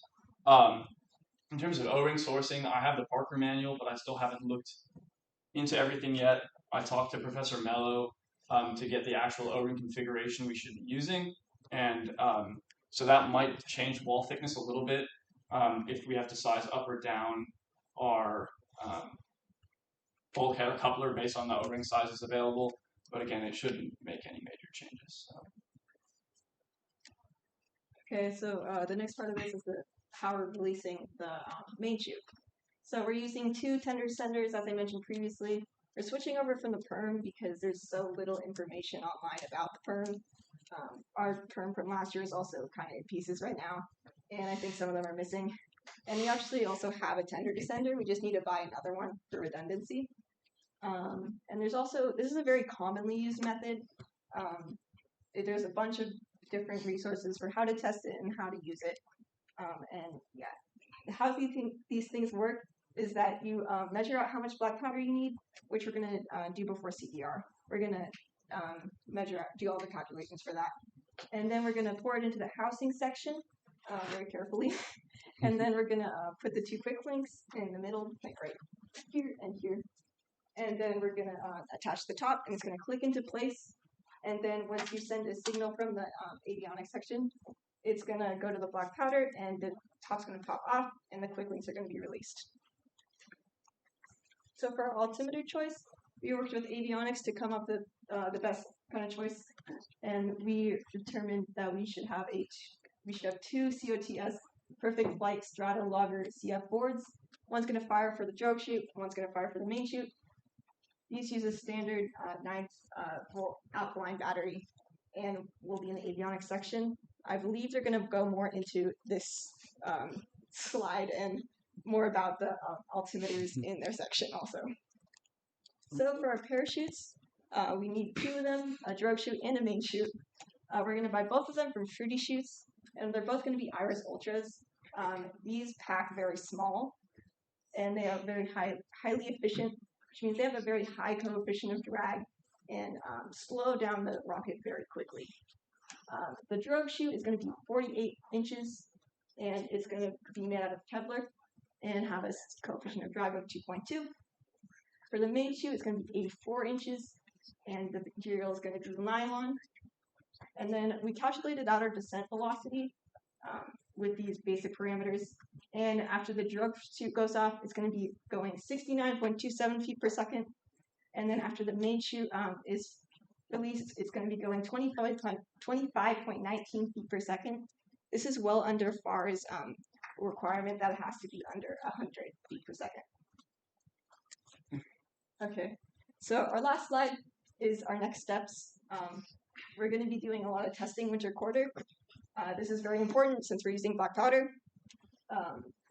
We're going to be doing 2 tests, the CO2 pressure vessel test, and then we're going to be doing a tender descender test. For the CO2 pressure vessel test, we're going to wait till our canister is manufactured, the lid is sealed, and we're going to be using 2 of our extra peregrines that the kit is actually going to come with. We're going to connect the CO2 to a ground testing stand that we're most likely going to work with ground support to develop. And what we're looking for in this test is that the lid pops off and the parachute is pushed out of the canister. And I think I forgot to mention, we're using an old parachute that's actually in the hangar right now. And then for the tender descender test, this is very similar. We measure out black powder. We connect the tender descenders to a ground testing stand, and we're going to fire from a very safe distance away. We're going to see if the top of the tender descender pops off and the quick links separate. And before each of the tests, we're going to be writing detailed procedures and safety guidelines. We're going to have an advisor present. We're going to make sure everything's very strictly followed. And this will probably be done in the props lab, at least for the tender descender testing. Okay, questions? Yes. I have a question about the parachute. If we have an 84-inch parachute that we used last year, do we need to buy a new one? We can look more into that. Okay. I'm assuming probably not. I wasn't aware that we actually had an 84-inch one already, but yeah, it's good to know. I was wondering for the velocities after the deployment. I was curious as to how you got those velocities. What methods? We put there's a bunch of different online calculators, so those are very rough estimates as for now. But they intake the parachute diameters. They input the mass of the rocket, which I know is still subject to change, and then the height that it's going to be released at. I actually have 2 questions. But my first question is, you mentioned that you're going to have like steel bolts to attach like the lower bulkhead of the pressure system. So where are those bolts going to be attached to? They're going to attach to part of the rocket. What part of the rocket? Yeah, so basically we're going to manufacture couplers, and so there will be just enough space in the aluminum. We'll tap a hole in the aluminum coupler, so they'll just mount through the carbon fiber and then into the coupler, basically. So, Below the O-ring. So is the coupler going to attach the 2 body tubes together, and the steel bolts are going to attach to the lower bulkhead? Yeah, so the coupler for this section is going to be different than the couplers for the other sections, since there also has to be an O-ring groove in it, so it'll be a little bit different, and it might be a little bit bigger and heavier, but that's the gist of it, yeah. And my second question was similar, but for like all of the avionics, the payload, the motor rings, the motor itself, how structurally, how are we going to attach those to the rocket, like the body tube? We were planning on, as of now, we were planning on looking into securing it with, each one develops their own housing system, and then we go from there using some combination of bolts and possibly grooves to hold it in. But that's something we do need to look into. Okay. Yeah. What's the reason for using shear bolts into that plate rather than doing like epoxy instead of an element? Just like better engineering practice. I mean, epoxy will probably get the job done. As you see, the pressure vessel is like really at no risk of failure, but it's just, yeah, much of that. Yes, so another thing to mention is that before CDR, we're going to put a lot of attention into developing testing procedures and then also doing a lot of the calculations for black powder. And then after CDR, it's going to be testing and manufacturing. Yes. One quick thing. So how do you plan to get the wires from the tender descender to avionics? Because that'll have to go through the bulkhead at some point. Right now, probably epoxy. There might be another better way to do this. We're going to look into that more. What were we looking at when we were the wires? That's the Oh, CO2, CO2. but the wires from the tender descender still need to connect to the elevators. Yes. Is there a plan for what to do if it doesn't work? Yeah, if the lid doesn't pop off, there's going to be 2 holes on both sides of the rocket that are going to release the gas. The current plan is to make sure that we don't have a pressure vessel heading at a very fast velocity towards the ground. But as for plans for recovery to happen if this doesn't work, I think this is. I guess we don't have redundancy. Yeah, I mean, well, there do a lot of testing. Yeah, and beforehand. there will be dual redundancy in both the triggering of each of the drogue and main chutes. There's going to be redundancy in each of the components leading up, other than having dual redundant parachutes themselves.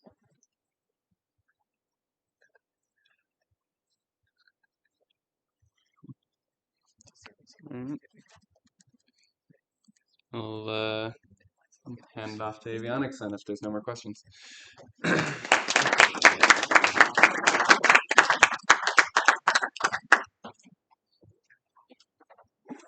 right. I'm Cameron. I'm avionics team lead. Yeah, let's get started. So just kind of starting with an overview, we as of now, we don't have like a specific size that we need for the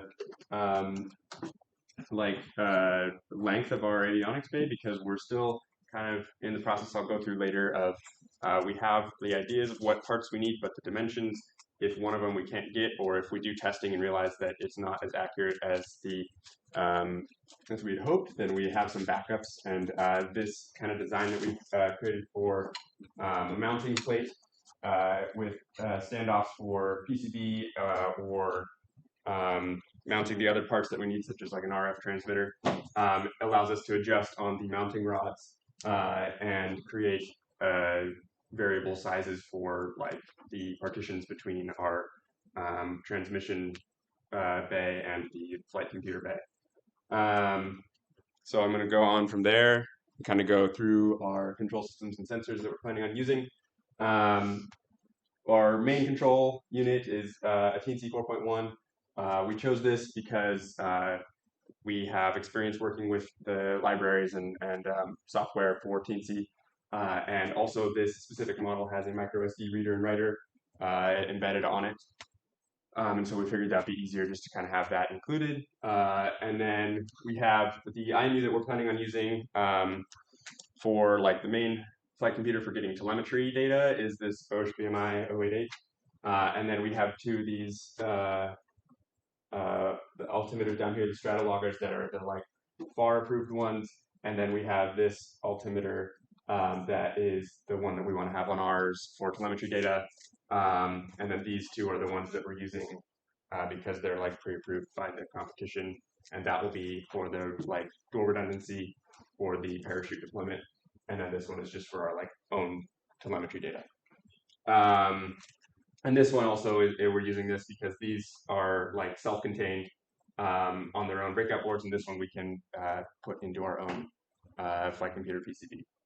And then we have the GPS module. This one is one of the ones that is subject to change because this one that we selected, it has extensive libraries and a lot of benefits over some of the others, but it's maybe hard to get a hold of.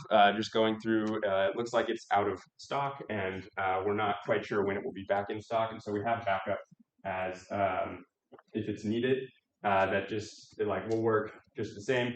Just some of the stats on this one and the libraries and things for it were easier, so we're hoping we can get a hold of this Parallax BNB series. And then the radio transceiver, we're looking at using the LoRa protocol, just because the statistics on that, easier to use the libraries and things for. All the software is easier to create for the LoRa protocols, and then also just range and stuff is, it'll be easier for us to kind of get a larger range out of a LoRa module with less power consumption and things like that.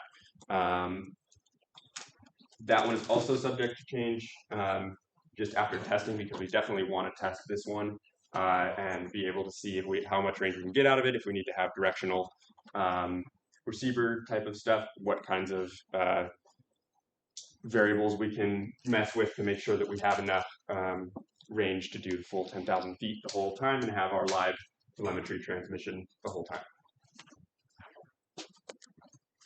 Okay, so this one's kind of like a data flow overview. We have a little bit of a diagram here. So our main kind of flight, main control unit here, the teensy, we will have it grabbing data from our altimeter and our IMU, the inertial measurements like acceleration and stuff. That'll come into the teensy, and as we go through the kind of instruction cycle, it'll be collecting that data, sending it out to the RF equipment, sending that to ground. And then we also, with the RF equipment, have the ability, we don't have any plans or really need to be able to send command back to the teensy, but it is possible with the equipment that we've selected, if that we ever do think. Yeah, so then would it be possible to then, with the capability now, to manually trigger a quick recovery event? Okay. We haven't talked about that because I just haven't had time to see if that was something we needed to do, but we could manually trigger parachute deployment or a multitude of other things with the ability of this bidirectional communication for the radio frequency transmitter selected.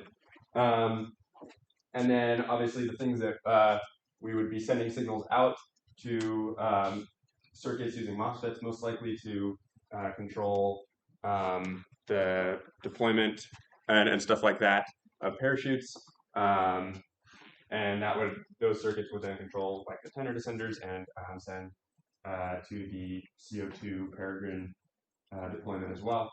So that's about as much for the data flow that we have, kind of control overview. And then this is kind of the logic overview. We're planning on having kind of 4 main phases in our cycle of instructions in our flight computer, and that will kind of start with, well, data collection. We're polling all the sensors, and then status updates. We will check those values against certain thresholds, and if thresholds are met, then we switch from one state to the next. So that would look like while we're on the pad, we have a threshold that's like, okay, once the acceleration is over a certain amount in the upwards direction, then we switch from the idle stage to the acceleration stage. Or once the velocity in the downwards direction is a certain threshold in the negative, then we switch from the coast phase to the drogue deployment phase. And then the systems control kind of phase of this instruction cycle would be, we then use those, we check those statuses and send necessary control signals to actuators. And if this would also be where we check if we're in the landed on the ground phase, that we begin to transfer from flash storage of our telemetry logs to the SD card. And that is mostly because the SD card writing is unreliable while in times of high acceleration, and so we want to flash to the teensy's onboard flash memory and then transfer to the SD while we're stable on the ground. And then the next one would be transmission and logs, and I just kind of went over that. We format and send the most recent data from sensors to the RF transceiver, and then that puts to the ground, and then we send most recent data to the flash as well, flash storage. Okay, and then so for the recovery control, I kind of talked about this a little bit already, but the like self-contained altimeter, that Stratologger CF, we'll have 2 of those, and then that will be kind of our control of the parachutes. And then we also have that other altimeter for redundancy that we can have as a backup as well, but that's mostly for telemetry. And that one is on our PCD. The other 2 are self-contained. And yeah, so mostly it would be like when the derived velocity from our altimeter is 0, and then that's when we know how to send that signal. Okay, yeah, we talked about the state changes and stuff already, and when those things happen, and then live GPS data for when we need to go recover the actual rocket. We'll have that live GPS data coming through the RF transmission, and if we don't have line of sight once it's landed, we'll have that last known location, hopefully from the live transmission, and be able to know with a pretty solid margin of error where about our rocket is. It's also over 2 meters long. I don't think we'll have trouble spotting it if we know within like 500 feet of where it is. Yeah, okay, so moving on to like data logging and transmission. I talked about, we have the onboard micro SD slot for writing our log data, and I talked about how SD writes are unreliable. So we're planning on flashing data like concurrently while in flight, and then once we're down on the ground, we move that data to the SD card. Our expected output is temperature, pressure, acceleration, rotational data, and GPS coordinates, and these would be the places they'd be coming from. And then we'd be transmitting it through the RFM 96W LoRa transceiver to the ground. And this module is chosen in opposition to others for lower voltage requirements, range capabilities, the LoRa protocols being easy to use, that kind of thing. Yeah, so that's all I have for that. And then the live telemetry display. So on the ground, we also are in charge of making the display for the telemetry data coming in. And so planning on using as a base what we had last year, which we receive it on a laptop with an RF transceiver, and then we can derive the data from that raw output and then display it with pretty lines on graphs and stuff. And so stuff like altitude would be derived from barometer data, vertical velocity, we can do that as well. And then stuff like angle of attack could be from the IMU. We just get like that kind of stuff. You have a question? Okay, I just see you. You look like you have something to say. Okay. So that's okay. Well, if that's it, then all I have. So questions. Yeah. So, what is your ground station going to look like if you're going to be downlinking your telemetry data and then also the GPS data, and also because the GPS data is only going to be good if we're have any way to actually see it and maneuver with it. So, like, do you have an idea of what the ground station is going to look like? For now, it's mostly just like my laptop with a RF transceiver, and then we have the basically the way this telemetry display is, it's just like a React page, and there's some like Python scripts behind it that are going to be taking the raw data from the transmission, figuring out how to display it nicely, and then we'll have like a readout, or we could have a log of like, okay, this is the coordinates, and then we can just kind of like use a handheld GPS and go towards those coordinates. Sure. And then for stuff like altitude, angle of attack and stuff, that could be put into pretty lines on the graph and just displayed right next to that log of GPS data, that kind of stuff. And I haven't had too much time to really dig through what is there from last year. I've only really seen kind of like the basic logic. I haven't had a time to set up and be like, oh, this is exactly what it's going to look like. It's more of just like, okay, I see there's some scripts here that would be changing this data into this, and I'm pretty certain we have enough time to build it from scratch if we really have to, but most of it will just be based off of what we can find from last year. Perfect. Have we decided if we're going to be using the competition required altimeters to fire the charges for the drogue and parachute, or are we going to be doing that through avionics? I was assuming that we would have kind of the competition ones as the main, and then ours as a backup. just because I trust the competition ones more. Okay. And they're already like self-contained, and we know that they like will output good altimeter data. And I think that the like outputs on that you could use to deploy directly from those self-contained units, the parachutes. And so we could have kind of like one circuit for deployment coming from those and one coming from our computer itself that would be the backup. Where's your power coming from?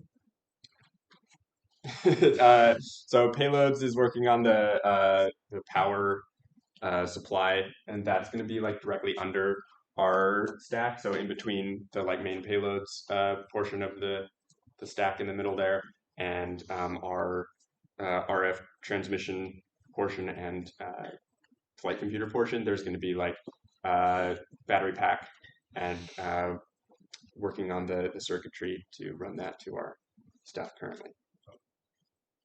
How do you intend to test all the data collection and sending and commands and all that on the ground? That's a great question. Just a lot of like putting parts on breadboards, putting them in the back of my car, driving them around, or like get a RF transmitter and somebody hikes up to the P and we go 10,000 feet away and see what kind of data rate we get from it. That kind of stuff. Really just a lot of manual testing of these parts on like breadboards and that kind of stuff. And then for our own flight computer, once we can like design that PCB, get it manufactured, doing that same kind of thing just with that once we know that the individual parts work. And a lot of that will just be like manual testing of like, oh, what kind of data can we get? How hard can we like move this accelerometer before it spits out weird data? That kind of stuff. What's your antenna setup looking like? Antenna setup. That is a great question. We kind of have to do a lot more research on that. I feel like we're not all super wizards with antenna setup, so that would be something I'd be open to talk to you if you know more. Yeah, sure. Do you foresee or plan on doing any like physical testing on just like flight conditions? Like obviously it's going to be pretty shaky while you're going up. Yeah, that would be part of our testing process as well. And mostly that concern I'm assuming is for like the mounting stuff. This right now we're planning on like doing testing with 3D printed versions of this kind of design, but obviously if that doesn't cut it, we can pretty easily machine it, I think, out of aluminum or whatever. I feel like that could also be carbon fiber. True, which yeah. is really a concern, and you just do metal inserts that you set in when you're doing your layup process for threaded. Okay, yeah, that's another option. And a lot of that, we'll have to just kind of test how well it holds up under stress. I mean, lots of testing for us, I feel like, is where we're going moving forward. Just a question about the altimeters. Going back to the recovery site, you guys said that one would be used for the main and one would be used for the drogue. The really nice thing about these altimeters is that they're designed to, each altimeter is designed to fire 2 parachutes. I was just wondering what the design decision was to use 2 separate ones. I actually didn't know that. Oh, okay. Yeah, no, they're cool. Yep. Yeah, I mean, I was assuming that we would use both for both and just have one as redundancy, but we could do separate if we really felt like it. And then last thing, FAR requires a mechanical arming switch that can be armed when the rocket is already on the pad. Do you guys have a plan for that? I mean, yeah, I think we just kind of, in between the battery power and all the other circuits, just run that through an arming switch and then pull it out when the time comes. I think that's pretty easy one to add in. Anything else? Oh, for the tender descenders, have you guys considered like where you're gonna get those signals from? Like, yeah, so those are in the pressure vessel, and we have to get through. I guess like we can have it come from the avionics bay, or I currently like have a couple different ideas. We could have those parachute control altimeters be like in the pressure vessel, which would require some testing of whether or not they can survive that. But that would then eliminate the need of cutting a hole into the pressure vessel for the wires to come up through. We could cut a hole and like try to epoxy it, and then we'd also have to test that to see if that could survive the pressure conditions. Mainly just like trying to figure out what is the safest option and where to get that control signal from. And I think that's like we can't really know until we pressurize some electronics. Right. I will say I think the pressure is going to be not. Okay. I think it's gonna be Okay, then yeah, then we can kind we of should definitely test it. yeah, sure. What kind of batteries? Oh, Trace just left. They're so the idea I think is they're you might have them in one of 18650s. yeah 18650 power cells, and they would be oh, I'm getting a little too far ahead. So the idea is, I think, Trace, can you speak a little more on what kind of battery solution we have? I know we're trying to like. Yeah, so we're going to be using 4 protected 18650s. They will all be wired in series. And what more do you guys want to know about them? I think battery balancing maybe we're looking into as well. So I really wanted to do battery balancing, but I haven't been able to find any chips for that yet. So I'm still working on that solution. I'll talk about it more in my slides. I will. Yeah, I think if Yeah. you're Yeah, I think we can hand off. This is a good Trace, segue. I think this is good. Okay. Good time for you to kind of introduce payloads. Okay, so I'm Thanks, Trace. Cameron. Yeah. I'm Trace. I'm the payloads and experiments design team lead. So how do I do this? Okay, all right. So what's our experiment going to be? The experiment this year will test how the mechanical stress affects a neural culture's response to electrical stimulation. And the main question you'd be asking is, how the hell are we going to be doing this?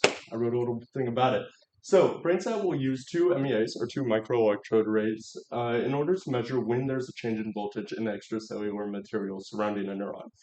We will send the signal through a non-inverting op-amp circuit that will have a voltage gain of 44, and this signal will be logged into an SD card on a Teensy.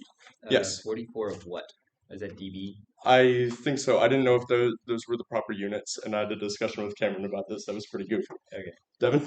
Usually op-amp gain is just like 44 times whatever. 44? Okay. Yeah, I knew I was going to run into some problem like this. I don't know. It'll be something of 44, and it will...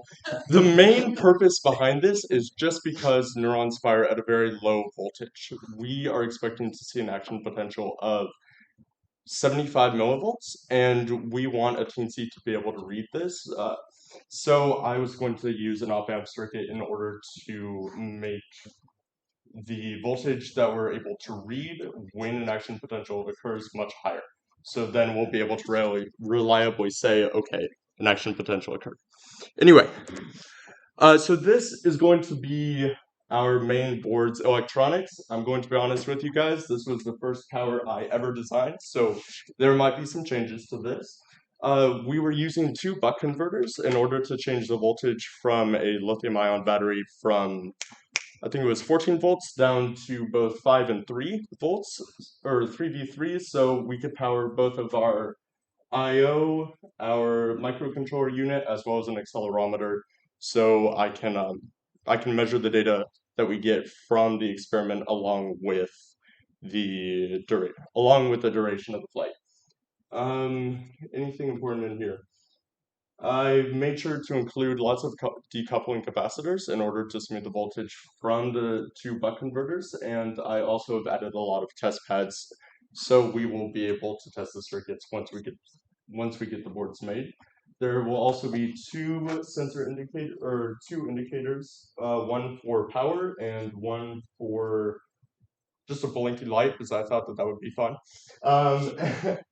And we also have just power out to other components on the board, or power to our op-amp circuit board, and stimulation electrodes, as well as analog, as long as analog.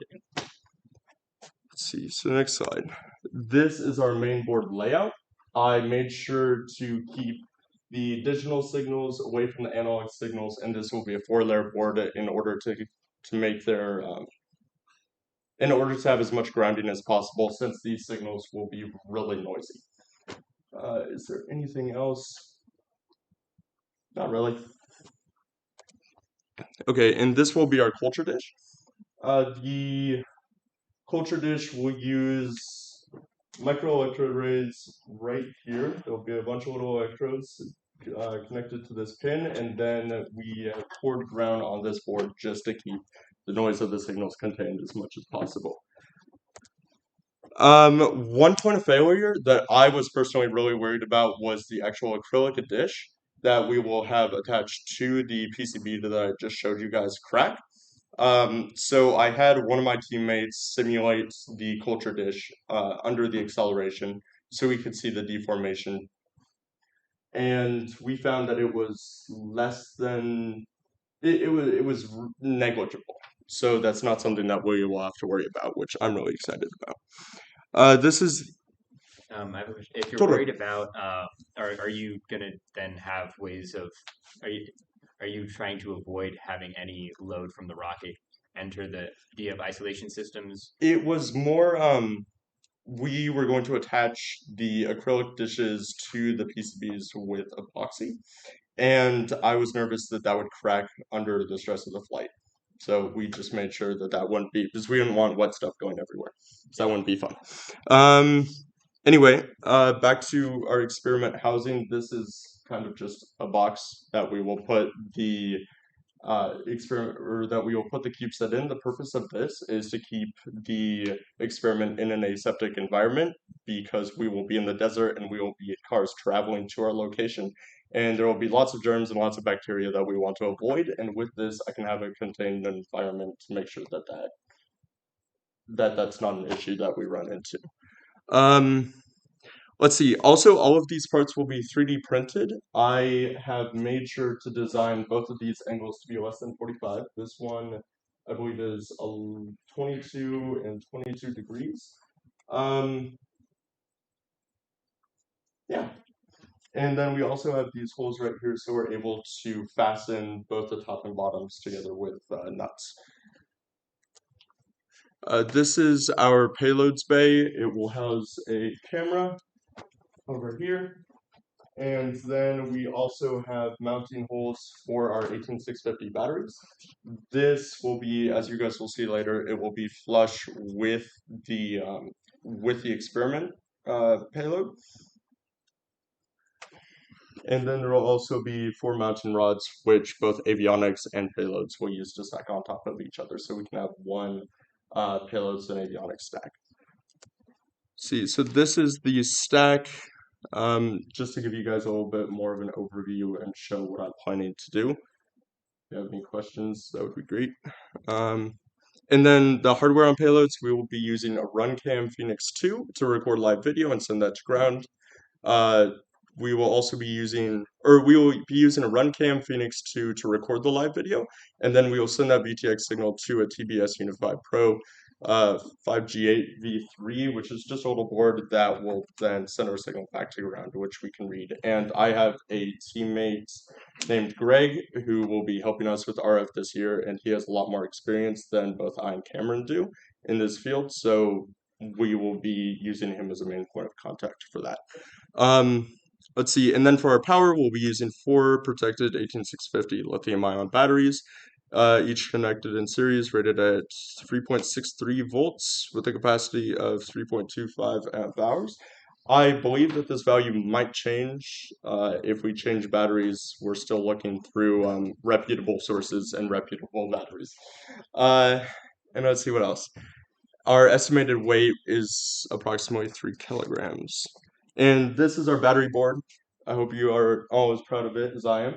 I was up really late designing this. This is the power circuit that we will probably use on the Neurosat PCB as well, just because it will use 1 buck converter and then a linear voltage regulator, which I have heard will be less noisy than 2 buck converters and will also be more efficient.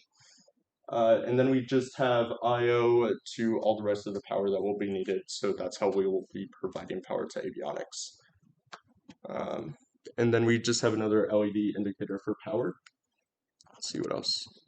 And that is all. Yes. I guess a few questions about just how you're integrating with avionics. Totally. So, power-wise, have you planned on being able to power both systems for the entirety of flight and ground time? Yes, we have been. Let's see. So the payloads experiment is going to have a separate power from the avionics and payload stack. So the whole brain stack computer will be powered by a battery that will be within the housing, and then the 4 18650s will be powering the camera, RF, and everything that avionics needs. I haven't gotten an exact value from him, but we made sure to spec it out at around, let's see, 2 watts, a little bit over 2 watts of power. Other questions? I guess going off that, how are you guys planning on, like, how have you integrated data transmission? Or is it 2 separate systems? Is it all going through avionics and Okay. transmission? So that will be 2 separate systems. We will be where the hell is it? Yeah. Let's see, the TBS Unified Pro will be a FPV drone radio transmission system, and then we will also have avionics transmitting their data to ground separately in order to avoid any bottlenecks in the data.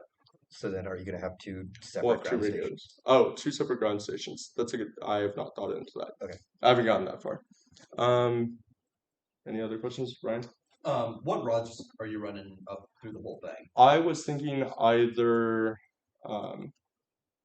just threaded steel rods that were I think M6 threaded steel or carbon fiber rods. I'm not entirely sure yet how we're going to be doing that, but that is something that we are taking into consideration right now. And then you say that you're using the Phoenix 2 to record live video. Yes. The Phoenix 2 doesn't have any recording capabilities. Where are you sending that video signal to record it? I would believe that we would then be recording that on ground. We are trying to use the Phoenix 2 because we have such a limited budget this year. We are trying to use any parts that we already have in our possession. Do you plan on any in-flight storage of video? I do not plan on any in-flight storage of video. I do plan on in-flight storage of action potentials, which will be just on an SD card or might be a micro SD on the Teensy. It's an SD. Yeah. It's micro. It's micro? Sick.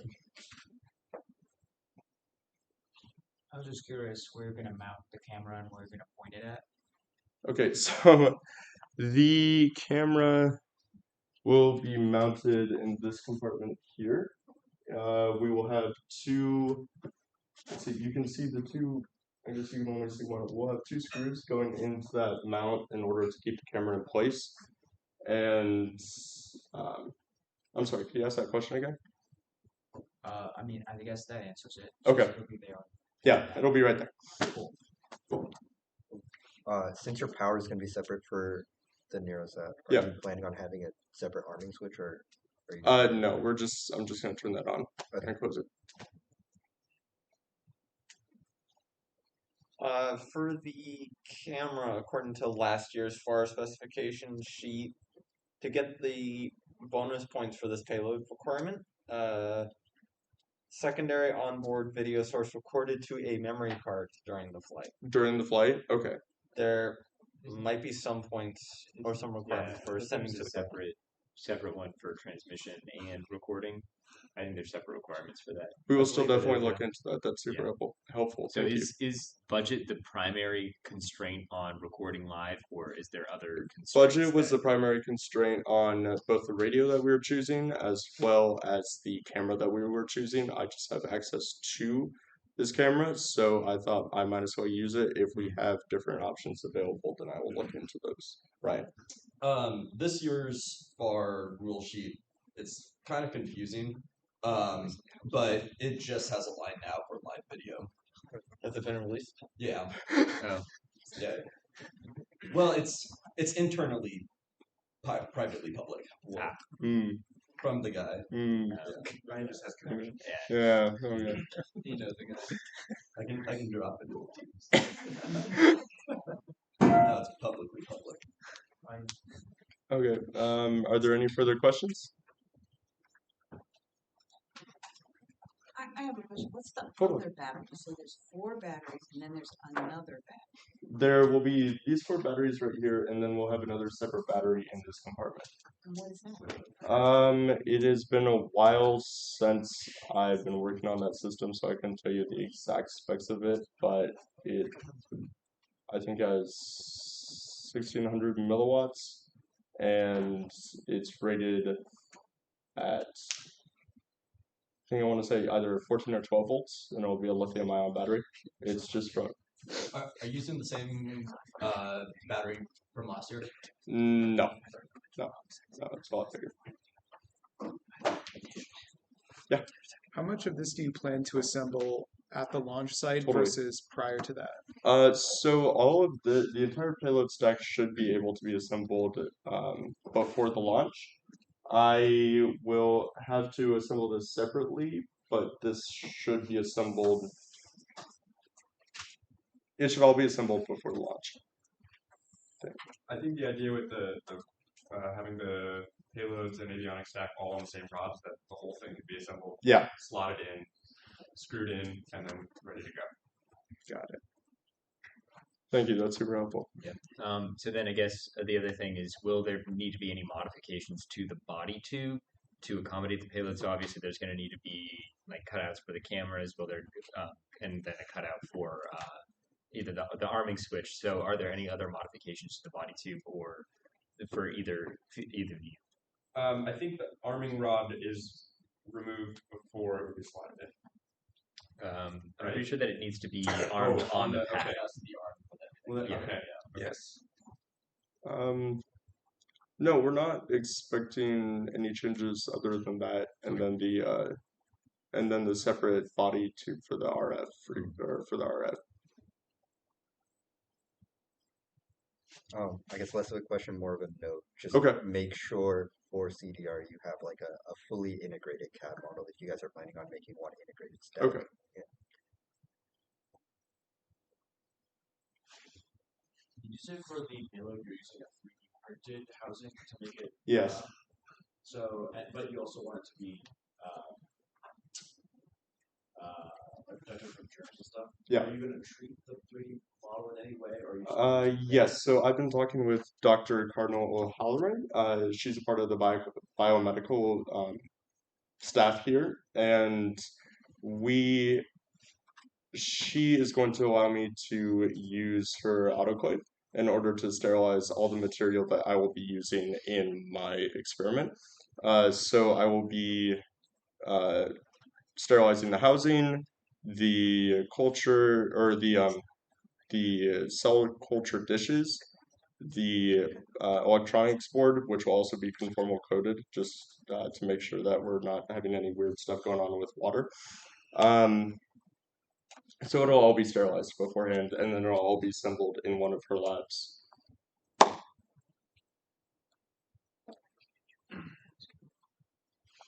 Just a note on conformal coating. Totally.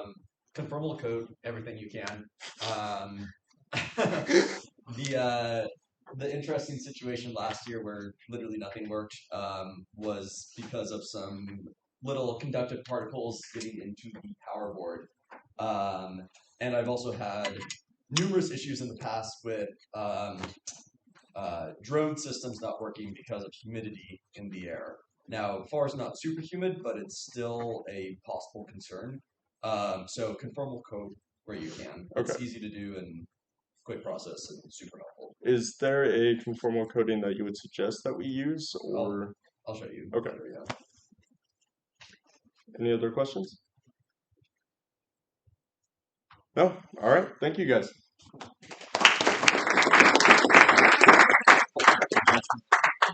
I think that takes us to the end of the PDR. Yeah, I want to thank you all for sitting through all that and for all the feedback that you gave for all of our systems. I think moving forward, if anyone has any additional comments or questions or concerns that they want to bring up, feel free to drop that into the competition rocket channel. And then somebody who's working on that can also answer that question. So yeah, I guess the takeaways from this now are you take all the feedback and start ironing out a more definitive design, start working on more concrete dimensions, weights, kind of systems as a whole, and then yeah, slowly moving towards CDR. So, thank you all again for coming.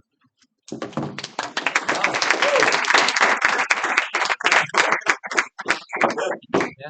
And feel free to just mingle if you have questions for specific people, like